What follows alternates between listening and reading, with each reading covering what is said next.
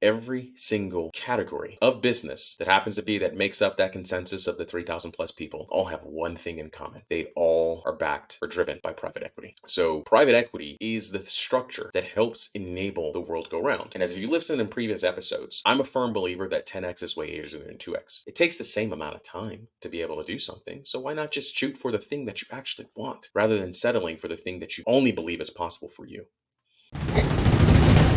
Welcome to the Contrarian Capitalist Podcast, the ultimate destination for accredited investors and entrepreneurs seeking alternative wealth building strategies. Discover how to fast track your journey to wealth and time freedom by thinking outside the box. If you're ready to join the ranks of the Contrarian Capitalists and learn the most effective ways to reach your financial goals faster, you're in the right place. Let's get started with today's episode of the Contrarian Capitalist Podcast.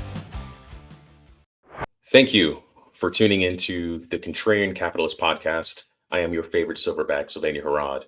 And on today's episode, what we're going to talk about is what I believe is the most important episode that I've done so far to this point, which is what is private equity and how can you participate in it? So I may have to break this up into 2 episodes. I'm not sure yet. I'm going to dig into it a little bit. But first, I want to say thank you for taking time listening to this podcast. It truly means a lot to me. I'm hoping to connect with my mission of giving people access to the keys that can drive the car of their dreams. So when we look at the world of private equity, I'm going to let you in on a little secret. Private equity is the thing that is driving most of the economy of the world. Now, if we look at it, there's roughly a little over 3,000 billionaires in the world. You want to know something interesting? Every single category of business that happens to be that makes up that consensus of the 3,000 plus people all have one thing in common. They all are backed or driven by private equity. So private equity is the structure that helps enable the world go round. And as you listened in previous episodes, I'm a firm believer that 10x is way easier than 2x. It takes the same amount of time to be able to do something. So why not just shoot for the thing that you actually want rather than settling for the thing that you only believe is possible for you? And so when we look at the world of private equity creates billionaires. And it's kind of this term I heard one day. It's like real estate creates millionaires. Private equity creates billionaires. Why? Because the art of making money comes down to leverage. In the world of real estate, let's look at it this way. The maximum amount of thing you can do on that real estate is you can increase rents. You can make some capital adjustments and just make it prettier and put lipstick on a pig, whatever you need to do. But you're not going to typically build another 800 unit apartment building on top of the 800 unit apartment building unless you're buying land next to it. So the leverage point of real estate is mainly just to offset taxes because it's a long-term tax hold. But if I can go ahead and let's say, for example, I find a property management company. And then I decide that, okay, instead of having one property management company that's managing 10 assets that happens to be in Oklahoma City, Oklahoma, I can go out and what if I can take my systems and processes, make that company more efficient, make that company operate, and I buy 100 property management companies. Now I'm going to impart my wisdom upon those 100 property management companies. And because I was able to go through and do the hard thing of getting them all underneath one umbrella, that group is automatically worth 10x what it was that I paid for it. So my return on investment is already there. I did all the hard work. And typically in life, you're rewarded for the hard, complicated work because people don't want to do it. They want it easy. So if you bridge the gap between hard and easy, it makes it all possible. So you go ahead, you take those 100 assets, you build them up. Let's say they're all making $1 million a year. So now you're at $100 million in revenue. But because most businesses are ran by operators who, and sometimes it's their first time doing it. So they're not going to know things like making sure I have bookkeeping dialed in properly, making sure that I have a hiring process. I have a culture that I've decided to build. I have structures in place. All that is made possible with private equity. Because if I have an HR specialist who's done it 30 times already, she's way far advanced in being able to develop that HR process for you. If I have a CTO who's managed 50 projects, they are totally different. They're going to see things that you're not going to be able to see because it's very hard to see the thing that you're doing when you're inside of the pill bottle. Can't read the label. It's all backwards. But somebody outside the pill bottle can tell you exactly what it says because they can read it correctly. This is why I've always believed in life we need coaches, we need mentors. This is just a different level of coaching and mentoring is the world of private equity. Because private equity is based upon a couple structures. So that just gave you an example of an M&A focused private equity firm. So you have the firm itself, which is a company, and then private equity firms are backed by a security. You guys want to know a little secret?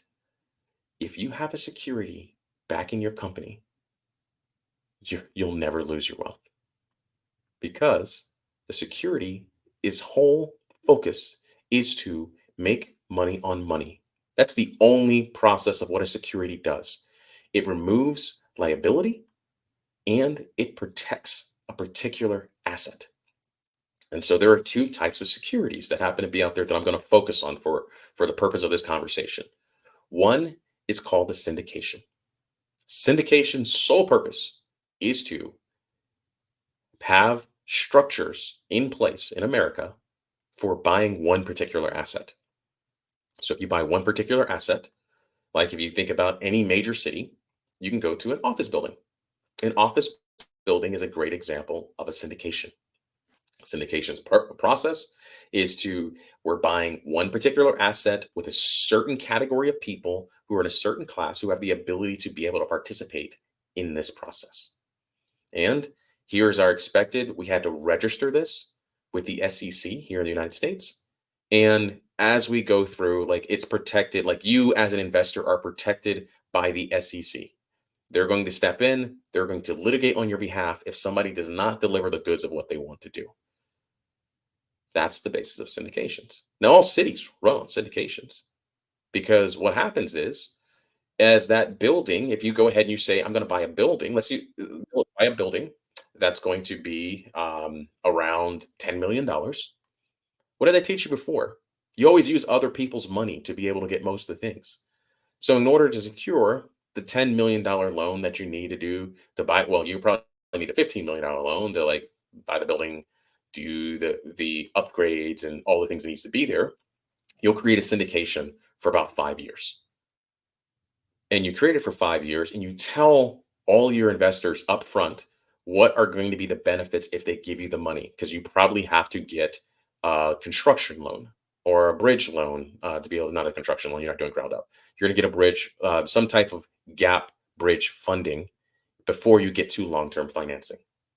So in that gap bridge funding, you probably need about 25% of the total purchase price and repairs to make sure you're able to hit the necessary requirements and pay your contractors on time. So just using round numbers, let's just say the cost of all those things is going to be 2.5 million. Well, you go out and you raise 2.5 million. You don't have to use your own money unless you want to, but why not? You're going to secure the asset, raising money from other individuals. So as you raise that piece, boom, that's a syndication. You have it, you say for giving that 2.5, I'm going to give you 15% return on your money. You're going to get paid out in quarterly distributions starting year 3. Whatever math you happen to determine, that's all protected. These are all registered securities. You can look it up. You can verify that information. So that asset is protected by a security. Now, the next level above that is what's called a fund. So a fund is a particular security that can buy multiple things. So when you look at the market of what I was saying of buying 100 property management companies, bringing them all underneath the same umbrella, being able to stabilize operations, being able to increase efficiencies, increase profit, and help them scale and grow. I'm going to need a fund in order to be able to do that. So I'm going to go back, I'm going to do the math. I'm going to say, hey, in order to buy a whole 100 of these and then hold them for 5 years, this is what payroll is going to be. This is what the costs are going to be associated with it. That's going to probably cost me $200 million. So what I'm going to do is I'm going to raise, very similar to what you said on the syndication, where they're only raising the down payment. The difference is I'm going to raise the full $200 million. And I'm going to raise it from very large institutions, because I want you to know big money is easier to acquire than small money. It's based upon behavioral economics. Small money is typically all a person's had. If somebody's loaning you greater than like 50% of what their net worth is, they're going to care about every single little thing you do, because they want to ensure that their hard work and their life savings is repaired. When you're borrowing from groups that have trillions of dollars of cash and they're going to give different moments, and maybe they give 35 or 50, it's less than 1% of their total net worth. So if it goes belly up, that's fine. But it just takes a different sophisticated person in order to be able to handle that type of transaction. That's why it's easier, is because behavioral economics says if it's 1% of my money, whatever. If it's 50% of my money, you better be damn sure you know what you're doing. Because rule number one, don't lose money. So with that being said, a fund is a security that is basically building your own private bank. And so when you hear of a private equity firm, when they go out and acquire things, they either have a syndication or they have a fund. The bigger, the better, because then you have the opportunity to ensure you are now in buying position. You can go out and do things. And in that fund, there's all kinds of different strategies you can be able to be there, but I don't want to confuse you in this moment. I want you to understand, if you look at things that happen to be around, you've heard the word fund. 401k fund. What it is that you're using retail investors to go ahead and use their hard-earned money to pour into something, and in 2050, hopefully my money grew 10% year over year over the next 50 years, so I can have $5 million when I retire. That's a fund. What they're doing is bigger companies are taking that money and growing that money, and they're acquiring things to grow your money. You don't believe me? Go look up the top 10 largest companies in Fortune 500. Then look up their largest shareholders. You'll see a similar conversation. Vanguard, Fidelity, BlackRock, State Street, KKR are the largest shareholders in all the biggest companies. What are they? They are private equity firms. Same thing. They go ahead and it just depends on what asset classes they care about, but that's it. You've heard of hedge funds, you've heard of VCs or venture capitalists. It's the same thing. It's the same process. It's all in operating in the world of having a fund. So the question you got to ask yourself is that the basis of this podcast is to give you access to information that you normally cannot be able to get a hold of. So if that's the case, ask yourself the question: would you much rather be the chess piece on the chessboard, or would you much rather be the person who rented the event center so there's 50 people playing chess? Now you understand. I'm pretty sure you want the latter. So how can you go about doing that? What are the necessary steps you could be able to do to begin to participate? The first rule is you have to learn about it. If you're not aware that it exists, you're not going to be able to be there. We can go ahead and say, woe is me, rich is richer, and they keep doing that. Or we can start applying some of their principles that we can be able to do today. You can go set up a security today. You can go ahead and set up a fund and just said, I met a guy yesterday, friends and family fund. They took $9 million. They poured it into it over the course of 5 years. So everybody contributed a piece of their money as they're doing things into this fund. And this fund afforded them the opportunity to go ahead and be in the world of debt. So they go and they are what's called private money lenders in real estate because they know they can build an offering that's going to return 20% on their money. As long as you're beating the market, you're winning. Because if you have it in the market, 9, 8, 9%, estimate like 7, 9%, not including inflation, you can go do that. You have that option. But it all matters on what your actual desire is. Because if you're going and said, well, I want to make the most money that happens to be possible, I'm going to tell you, money is a utility. It's going to get boring eventually. So why not just do it on the things you like to do? Me personally, I prefer mergers and acquisition. Why? Because I believe that if you had access to capital and you had access to leadership coaches and trainers who are going to ensure you are operating at your best possible capacity, you're going to exceed your own expectations. Because I'm not in a job to owning anybody. Just give you options, give you opportunity, give you a platform that you can springboard off of. Makes things much easier.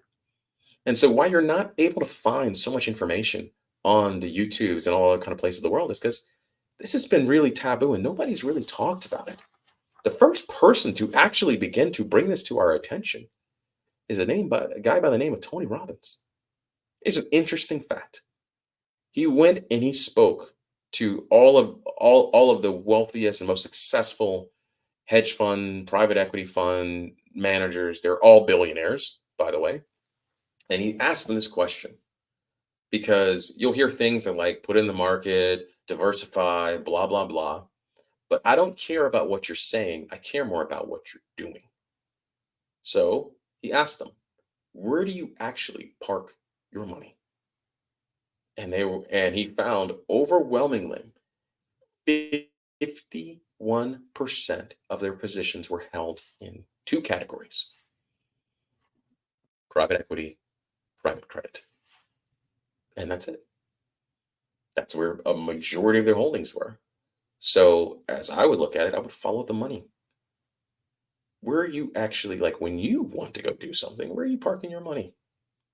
And that, my friends, is where the focus should be, is create the same structure that they have and see what the possibilities are. And so going forward, you'll hear me have more of these conversations of talking about like, here's how you build your fund. Here's how you structure your syndication. And the reality is you also got to ask yourself, do you want to be in the driver's seat, or would you much rather be in a place where you are a passenger in a car that's going extremely fast with a structured driver? Me, next year I'm building my own fund, but I help other people build their funds today. And so why do I do that? It's because of leverage. Zig Ziglar said it many times. I'd much rather earn 1% of 100 people's income versus 100% of my own income. It's leverage. It's the same process. I'm just diversifying the different streams of income. This is the same philosophy I've held for the last 8 years. And what helped me be able to retire early was I find things that are already in motion. When they're in motion, it's easy to push a rock uphill if it's already moving. But getting that rock started, oh my God, is that arduous to be able to do that. It's not that I'm not willing to do it. I just know that the smarter thing to do, because I am first generation, is to get something that's already in motion. So because of that, and because of how I'm wired, I like to build a troop, a pack of gorillas that we're all going in the same direction, because you hear a lot of people say it's lonely on the top. You're damn right it is, because you have nobody you can connect with. I'm not going to be able to tell you about the most recent reality TV show. I don't watch TV shows. I can tell you about the ball game because I like sports, but that's normally background music to me while I'm reading or doing other items, unless I'm physically at a place. But the things that I'm thinking of as I'm going to sleep is I can foresee things that are going to happen in the next 25 years of my life. I still live here today. I'm not disassociated from the current today's state, but I know that everything comes down to basic principles executed over a period of time. You learn to run a marathon. That person did not get off the couch, never ran before, and ran 26.2 miles that day they happened to be there. They ran at some point or time in their life. If they did, kudos to them, more power to them, but that's just stupid. That's just going to get you hurt, and you're not going to be able to run consistently. Can't scale. So let's go back to the fundamentals of what private equity is. Private equity is about acquiring a particular asset, utilizing a security. And so you set it up and you have a security that's backing you that can make it possible. And the examples are, I'll give you one before I land the plane. If you go ahead and you look, like there was a lot of talk about, currently trending about Selena Gomez now being a billionaire because of her rare beauty line that she started 4 years ago. So the revenue has picked up, has been able to get transactions and go through that. So everybody thinks about Selena Gomez, but I always look for the man behind the curtain. Where's the great and powerful Oz, right? There is another lady that happens to be there. And if you look at it, I was sending this to my friend last night because he was asking me, he was like, all right, prove your theory. Tell me if this happens to work. How in the world was she able to accomplish this, right? And so I look, and there was two things that you're going to need in order to make it possible. So Selena Gomez may know about beauty, but she's not an operator of a beauty company. So what does she do? She finds, well, I don't know if she found, because my guess is probably the other way around. So if you have a competent operator in this position, you also need to have a war chest, which is a security, which is a fund. So they had a fund. There's a lady by the name of Nikki Elsami. She's a venture capitalist. So here's what I'm willing to bet ended up occurring. Nikki sees an opportunity in the market because you've already watched Kylie Cosmetics take off and be able to get the return on investment.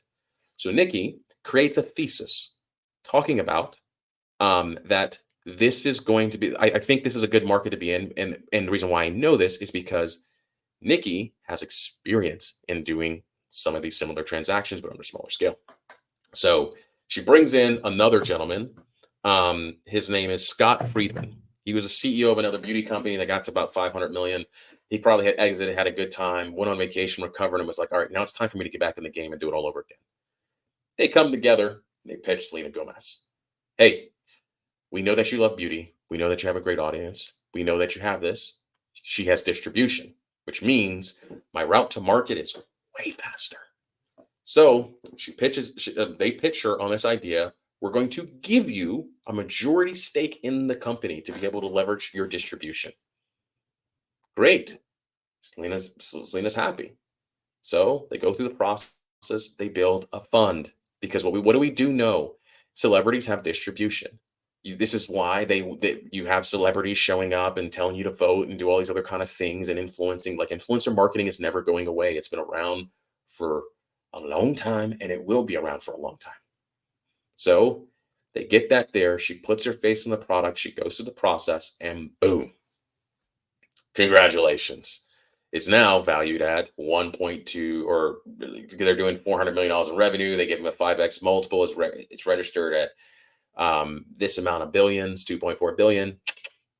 Congratulations, you own 50%. So she has 1.2 billion. We don't know what the cost of capital was. So let's just say they raised 200 million to be able to go get it. Maybe the return they're giving to their investors is 15%. So if they go to sell the company, which they will, they'll probably sell to private equity or a different group or a larger company who has a security that they're able to get money in order to buy this. And Bob's your uncle. So Nikki and Scott walk away. They split 1.2 billion. Selena has 1.2 billion, her name and image and likeness, whatever kind of contract she has to be in place to be able to consistently perform and produce. They walk away, split their 600 mil, and then 5 to 6 years, they build another one. Same thing, same process. This is the game that's been played since the 40s, people. Since the 40s, since that process was established and being able to go there. It's the same thing. So you can begin to play the same game. The thing that you need is to go out and build your own security. So land the plane for today. I hope that message was inspiring for you. As always, you know that you can find me on all social media platforms. forums, at Sylvania Harrod on pretty much all the basic one. You go through, you see my pretty face, and I'm there to go ahead and educate you. So as always, stay grateful, my friends, and cheers. Thank you for tuning into this episode of the Contrarian Capitalist Podcast. If you found this episode helpful, please subscribe, rate, and leave us a review on your preferred podcast platform. Your feedback helps us reach more people ready to explore contrarian investment strategies. Stay connected with us on social media for more expert insights, behind-the-scenes content, and updates on upcoming episodes. You can find all the links in the show notes. Until next time, stay bold, think differently, and keep pursuing the legacy you deserve.